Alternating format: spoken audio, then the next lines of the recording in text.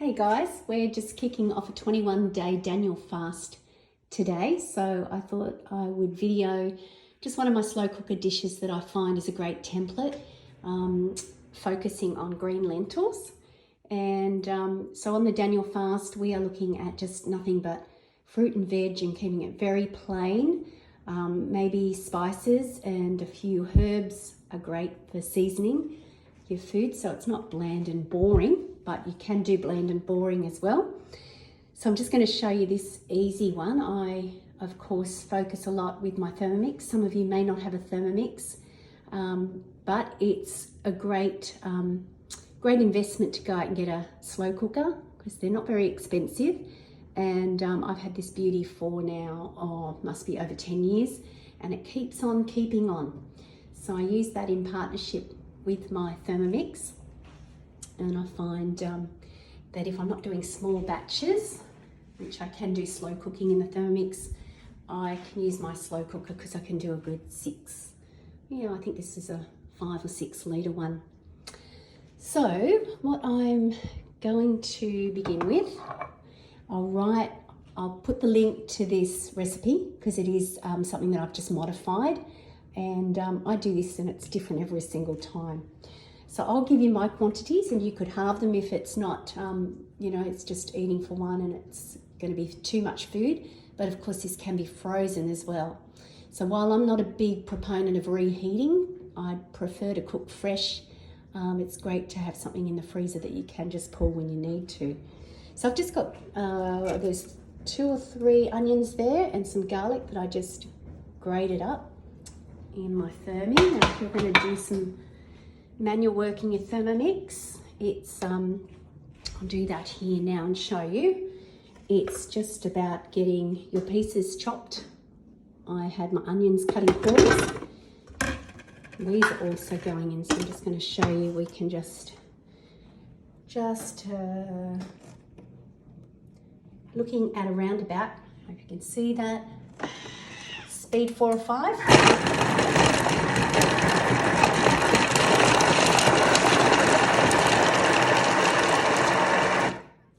I did 4.5. That sits nicely. You can just hear it. It doesn't rock around.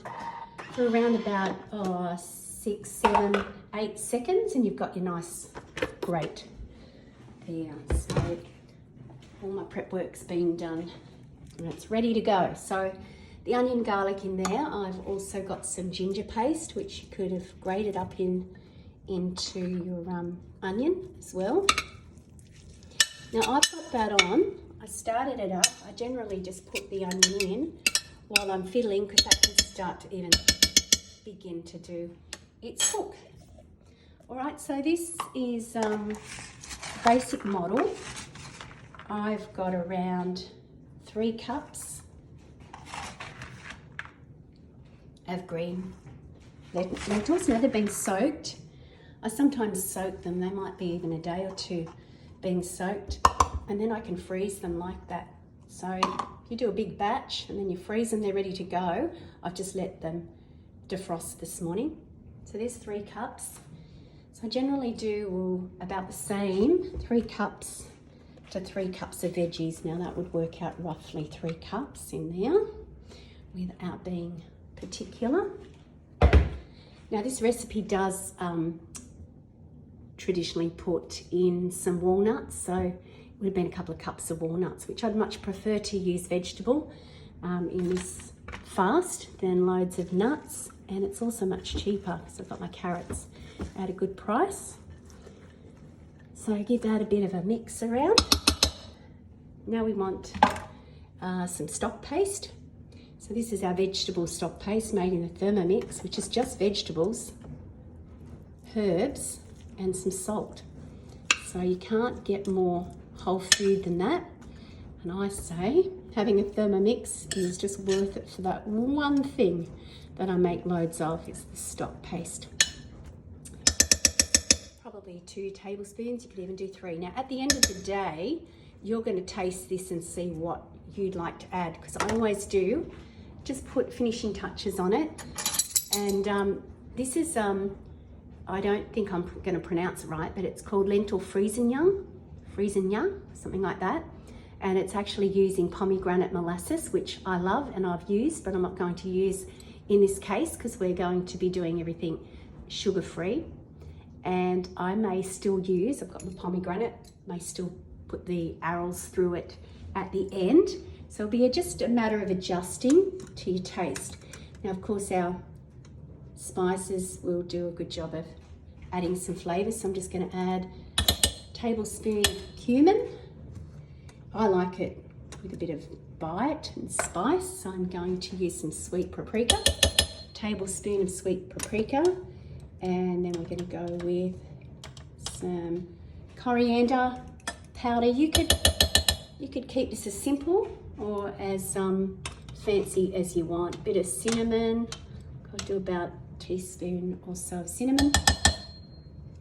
And I'm going to just pick this one up. Of course, no curry is complete without some turmeric. So getting all those spices in is great. I had one lady that I was health coaching some years ago. She was put on a pretty strict diet to try and clear her acne, and on top of it she was going away, and when she went overseas and she actually began to eat all the spices, she was worried about sticking to a diet over there, but because she was just having loads of spices, she ended up coming back and her skin was the best it's ever looked. So spices are special. Bit of salt. All right, so now it's just about adding some liquid, and generally I use as much liquid as I have to the amount of vegetables that has gone in. So I would say I've got around about 7 cups there of veggie matter. So it is going to reduce as well, so you don't want to start out with too lesser amount, or you might be adding a bit more in. Give it a little bit more.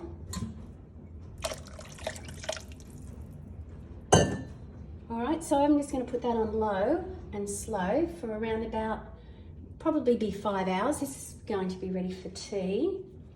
And if you wanted to speed things up a little bit, you could put it on high. It will just halve the time.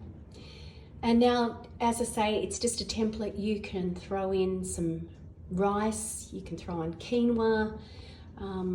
I could put a handful of nuts in, and I probably will in the finishing, just to make it that authentic sort of flavour with the pomegranate.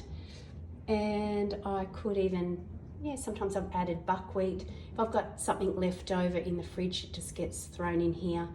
And obviously, because it's missing the pomegranate molasses, you might even want to put some apple sauce through it. Some pureed pumpkin will also give it a bit more of a sweet lift, if that's what you need and you're focused on for our 21-day Daniel fast.